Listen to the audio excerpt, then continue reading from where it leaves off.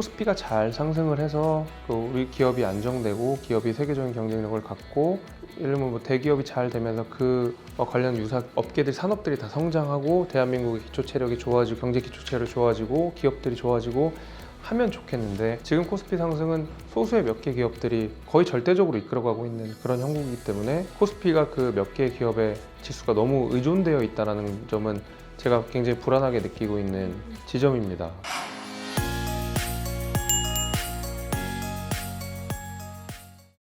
최근 1년 사이 우리 자본시장을 가장 뜨겁게 달군 화두 바로 코스피 상승세와 상법 개정입니다. 지난해부터 올해까지 모두 3차례에 걸쳐 상법이 바뀌었는데요. 작년 이맘때 제가 국회에서 김재석 국민의힘 의원을 만났을 때만 해도 첫 번째 상법 개정안이 국회 문턱을 넘은 지 겨우 한 달 남짓 됐을 때였습니다. 당시 코스피는 3,000선 아래에 머물러 있었습니다.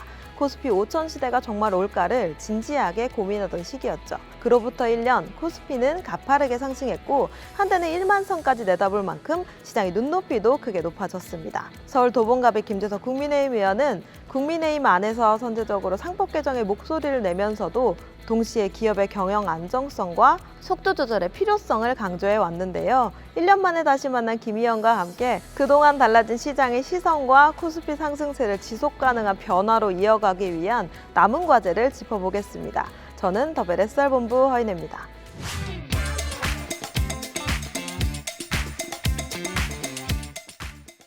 네, 김재석 의원님 안녕하세요. 저희 1년 만에 인터뷰로 다시 뵙습니다. 반갑습니다. 더벨 구독자 여러분께 인사 한 말씀 부탁드립니다. 네, 안녕하세요. 더벨 구독자 여러분. 1년 만에 인사드리는 것 같습니다. 작년에 상법 개정안부터 해가지고 다사다난했는데 오늘 그 관련해서 진단 잘 해보고 말씀 잘 나누고 또 부족한 거 있으면 구독자 여러분들 피드백 받아서 또 의정 활동에 반영하도록 하겠습니다. 작년에 인터뷰에서 1차 상법 개정이 좀 코리아 디스카운트 해소할 출발점이라고 평가를 하셨어요.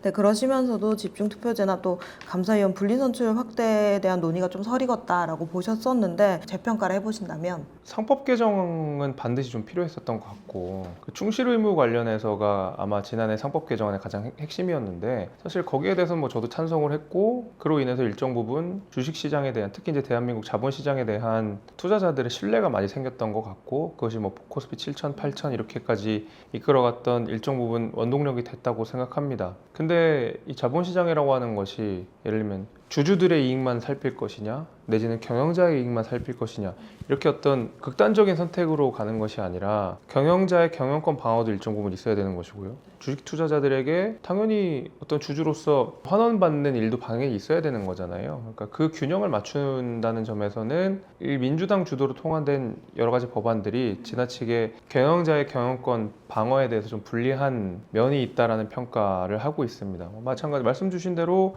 집중투표제나 감사위원 분리선출 같은 경우에도 사실 우리가 이렇다 할 경영권 방어가 없는 상황에서 이런 것들이 이제 진행되다 보니까 경영자들 입장에서는 기업 입장에서는 좀 여전히 아쉬움을 좀 토로하는 그런 상황인 것 같아요. 예를 들면 우리나라 같은 경우 차등 일벌권이나 이런 것들이 없는 상황이다 보니까 사실 경영권을 어떤 식으로 방어해야 되는지에 대해서 뾰족한 수는 없는 것 같거든요. 아쉬운 지점은 좀 이런 게 좀 있어요.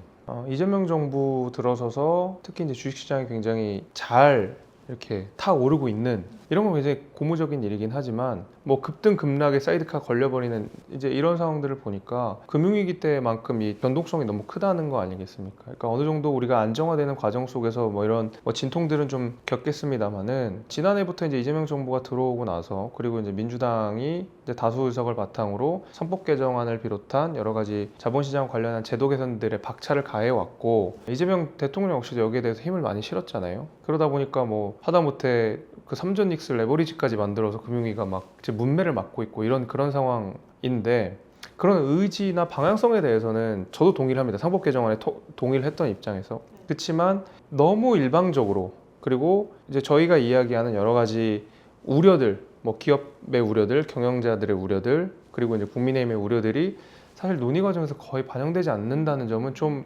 걱정스러운 지점이긴 해요. 상법 개정안이 통과될 때도 마찬가지고 자사주 소각 문제에 있어서도 제가 안을 낸 게 있는데 사실 크게 거의 반영되지 않았거든요. 그런 과정들도 다시 한번 좀 말씀을 드리겠습니다. 의원님께서 자사주 소각 역시 좀 충분한 논의가 선행돼야 한다고 말씀을 하셨어요. 그 이후에 직접 발의하신 법안에서 이 자사주 1년 이내 소각을 원칙으로 하시면서 또 M&A로 취득한 자사주나 또 주주총회 승인을 얻은 이런 자사주에 대해서는 좀 예를 두셨는데 기업이 M&A나 보상을 명분으로 자사주를 계속 보유하거나 우호 지분으로 활용할 가능성도 사실 있잖아요. 이걸 차단할 수 있는 방법이 있을까요? 뭐 자사주 소각에 대해서는 이미 그 당시에도 제가 기억을 하기를 법사위에서 논의를 했던 게 여야가 크게 이견이 있지 않았었어요. 다만 자사주 소각 가운데서도 비자발적 자사주를 어떻게 해야 되느냐, 우리는 최소한 이것 정도는 좀 보호를 해줘야 되는 것이 아니냐. 특히 대한민국의 뭐 중소기업이나 벤처기업이나 이런 데서는 사실은 비자발적 자사주 같은 경우에도, 그러니까 애초에 창업자 지분이 적은 상황들이 많다 보니까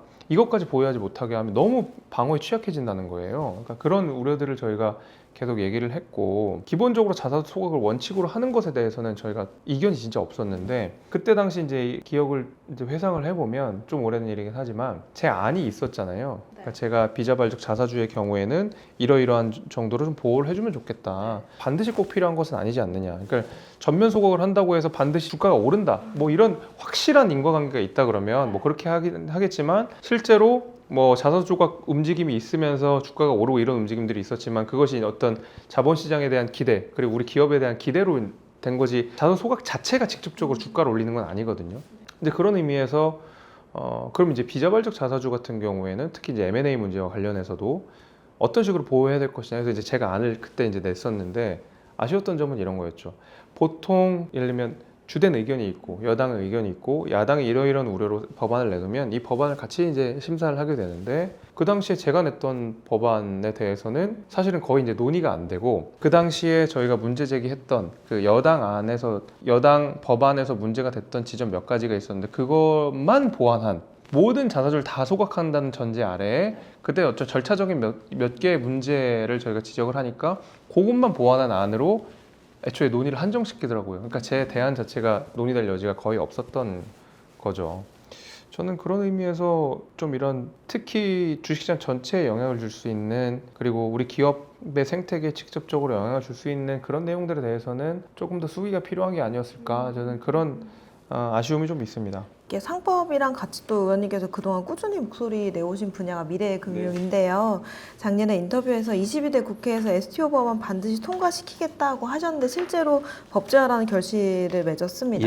디지털 자산 기본법, 스테이블 코인 제도화는 근데 여전히 좀 지연이 되고 있는 모습이에요. 그래서 여야가 필요성에는 공감하고 있다고 보는데, 그럼에도 불구하고 실제적인 합의에 이르지 못하는 이유? 어떤 쟁점이 무엇일까요? STO 법안이 통과될 때도 사실, 그러니까 이번 국회가 22대 국회고 21대 국회 때 거의 안이 다 나왔었어요. 그리고 22대 국회에서는 약간 그것을 보완 수정하는 정도 수준이었고, 사실 여당에서 낸 안이나 야당에서 낸 안이나 크게 다르지 않았거든요. 그러니까 오히려 이제 속도의 문제 뭐 이런 것들이 됐었지 뭐 내용의 문제는 아니었던 걸로 생각이 되는데, 그리고 나서 이제 법안은 통과가 됐죠. 뭐 저도 그렇고 이제 민주당도 그렇고 이 법안 관련해서 이제 논의가 있을 때 제일 많이 부딪혔던 지점들은 이제 발행 주체, 이게 은행으로 갈 것이냐, 뭐 한국은행으로 할 것이냐, 아니면 뭐 민간한테 완전히 열 것이냐. 결국에 가장 크게 부딪히는 지점들은 그건 것 같아요. 이제 발행이랑 유통을 어떤 식으로 분리하거나 통합할 것이냐, 이런 사실 문제들이 좀 쟁점으로 남아있긴 했는데, 논의를 조금 모아보면 결론은 이런 것 같아요. 특히 이제 스테이블 코인 관련해서는 이게 혁신을 조금 더 원동력을 생기기 위해 규제를 좀 확 풀어서 사업자들이 자유롭게 발행도 하고 유통도 하고 이렇게 할 것이냐, 그렇게 되면은 너무 난립할 수 있으니 이용자 보호에 취약해질 수 있으니 규제를 좀 더 까다롭게 하고 발행 주체를 좀 더 까다롭게 해서 아주 엄격하게 해서 이용자들의 보호를 하는 것이 더 필요하지 않느냐. 솔직히 결국 이 균형인 거거든요. 저희가 스테이블 코인 등 뭐 아까 말씀드린 STO도 그렇고 결국에는 혁신과 이용자 보호라는 상충된 그 가치 안에서 어떤 식으로 접점을 찾을 것이냐, 과연 이 빈틈을 파고들어서 세계를 선도할 수 있는 스테이블 코인이 강한 그런 어떤 선도 국가로 될 수 있느냐. 처음에는 이런 것 때문에 혁신이 이루어져야 되기 때문에 규제를 좀 낮춰야 되지 않느냐, 요건을 좀 덜 까다롭게 해야 되지 않느냐 생각을 처음에 했었거든요. 법안을 처음에 설계할 때만 해도. 근데 점점 저도 관련해서 내용을 좀 듣고 전문가 의견도 좀 듣고, 특히 뭐 정부의 입김도 듣고 은행권의 이야기도 듣고 또 업계의 이야기도 듣고 하다 보니까 혁신도 중요하지만 실제로 이용자 보호가 굉장히 중요하겠다는 생각이 많이 들었거든요. 그래서 너무 지나치게 허들을 낮춰버리면 업체들이 난립하거나 내지는 굉장히 위험한 뭐 상품들이 막 난립할 수 있기 때문에 오히려 저는 그러니까 1년이 지난 지금 시점에서 생각드는 거는 업계 혁신을 하되 이용자 보호를 할 수 있는 그 이용자들이 안전하게 투자할 수 있는 정도 수준의 규제는 확보돼야 된다는 식으로 저도 생각이 좀 많이 바뀌었어요. 상임위 바뀌셨어요. 네. 경제정책에 대한 판단이 법률의 실효성이나 또 위헌 가능성 중심으로 좀 달라지신 부분이 있는지, 또 상임위 변화로 이슈를 바라보는 눈이 좀 변화되신 게 있는지 궁금합니다. 제가 이제 정무위에 있어서 기본적으로 자본시장을 많이 다뤘죠. 주식시장도 다루고 그리고 이제 법사위로 옮겼거든요. 근데 법사위는 모든 법안이 통과되는 관문이니까 사실 뭐 단순히 어떤 뭐 금융 이런 걸 훨씬 넘어서 다양한 법안들을 다루긴 하는데 법사위에서 굉장히 중요하게 다뤄진 법안이 상법이거든요. 근데 상법이 이게 경제와 뭐 금융과 뭐 소위 말하는 돈을 다루는 법안이기 때문에 이게 왠지 정무위에서 다뤄져야 될 것 같은데 상법은 법무부 소관이기 때문에 저희가 사실 법사위에서 다루게 돼요. 근데 그러면서도 제가 처음에 상법 개정안 찬성할 때도 하나 이야기를 했던 게 사실 상법이 굉장히 무겁잖아요. 상법 법무부에서 좀 떼낼 필요가 있다고 생각해요.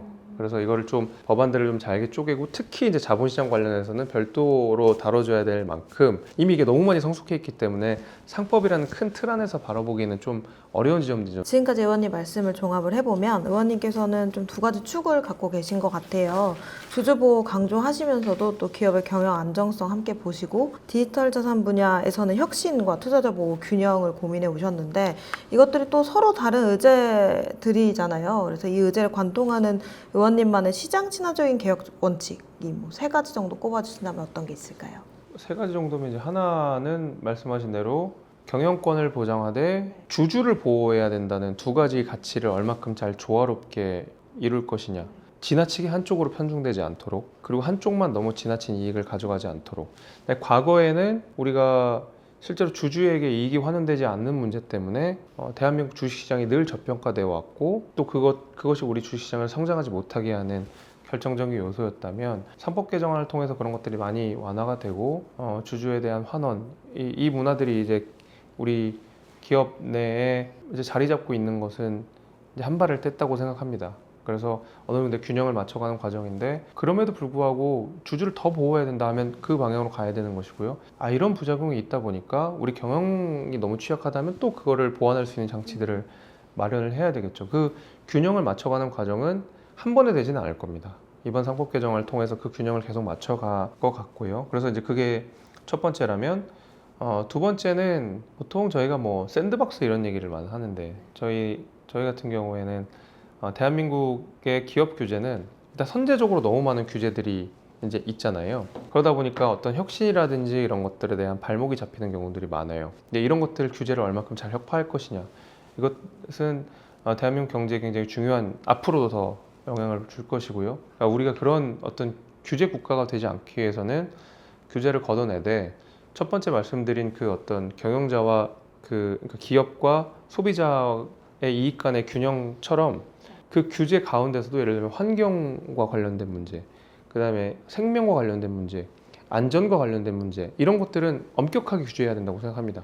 안전, 생명, 뭐 환경과 관련한 규제는 강하게 하되 그 밖에 기업 혁신을 저해할 수 있는 여러 가지 규제들은 혁파하는 게 또 정치권에서 해야 되는 일이 아닌가 생각하고요. 마지막은 이제 경제라는 것이 우리가 이제 대한민국 경제로 한정되는 것이 아니라 글로벌화되어 있잖아요. 또 블록 경제라고 불릴 만큼 어떤 여러 국가들이 사실상 하나의 경제 공동체처럼 이제 돼버리는 상황이다 보니까 대한민국만의 경제라기보다는 어떤 국제적인 표준이나 내지는 국제적인 트렌드에 잘 맞출 수 있는 수준으로 우리 법들이 잘 따라가줘야 돼, 보완을 해줘야 되지 않나. 이게 제가 지금 정치를 하면서 느끼고 있는 대한민국 어떤 경제, 시장에 관련한 방향성입니다. 코스피가 빠르게 상승을 했어요. 근데 동시에 아까 말씀하신 것처럼 하루에도 급등락을 거듭하면서 장세가 이어지고 있는데 이런 변동성을 넘어서 우리 자본시장이 좀 스스로 설 수 있는 체력을 만들어야 할 텐데요.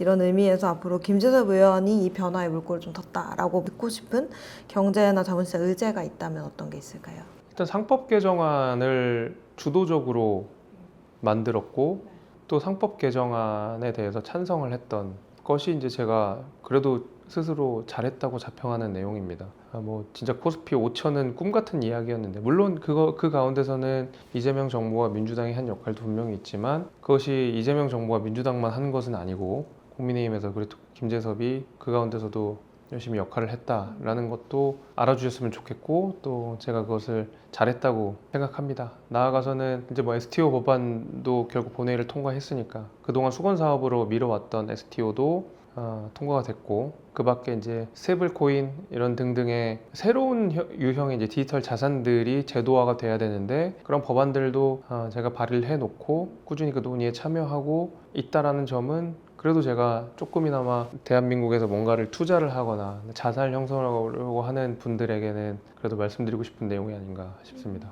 코스피 상승에 대한 평가를 해주신 게 있어요. 이제 우리 자본시장이 좀 강해진 증거도 되긴 하지만, 그와 동시에 좀 반도체 가격에 대한 급상승 이런 것들이 크게 반영이 됐다라는 말씀이 있으셨는데, 이 지금 코스피 등락세가 이런 가격 착시가 조정되는 과정으로 보세요? 좀 요즘의 지수는 어떻게 보세요? 그러니까 너무 급락이 심하니까 좀 우려가 되긴 해요. 코스피가 잘 상승을 해서 우리 기업이 안정되고 기업이 세계적인 경쟁력을 갖고, 예를 들면 뭐 대기업이 잘 되면서 관련 유사 업계들, 산업들이 다 성장하고 대한민국의 기초 체력이 좋아지고 경제 기초 체력이 좋아지고 기업들이 좋아지고 하면 좋겠는데, 지금 코스피 상승은 소수의 몇 개 기업들이 거의 절대적으로 이끌어가고 있는 그런 형국이기 때문에 코스피가 그 몇 개의 기업의 지수가 너무 의존되어 있다는 점은 제가 굉장히 불안하게 느끼고 있는 지점입니다. 시중에 너무 돈이 많이 풀려 있잖아요. 그리고 그것이 또 부동산 가격 상승으로도 상당 부분 많이 이어지고 있는 거가 사실이거든요. 이 코스피 상승 크게 수혜를 입은 사람들이 결국 그 현금을 가지고 다시 부동산에 가서 부동산 가격이 오르고, 이런 이제 악순환이 되지 않도록 노력을 많이 해야 되겠죠. 그리고 부동산 규제는 이재명 정부는 하루빨리 철폐하는 게 낫다고 생각합니다. 네, 지금까지 김재섭 의원님과 함께 했습니다. 의원님 말씀 감사드립니다. 감사합니다.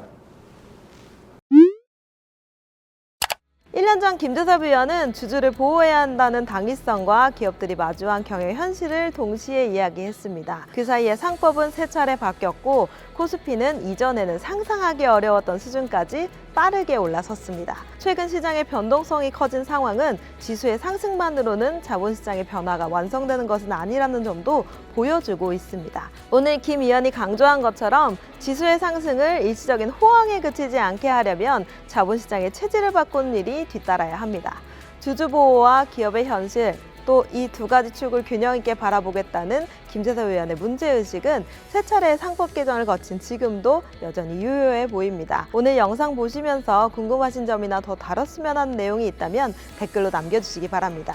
후속 취재로 명쾌하게 답변 드리겠습니다. 함께해 주셔서 감사합니다.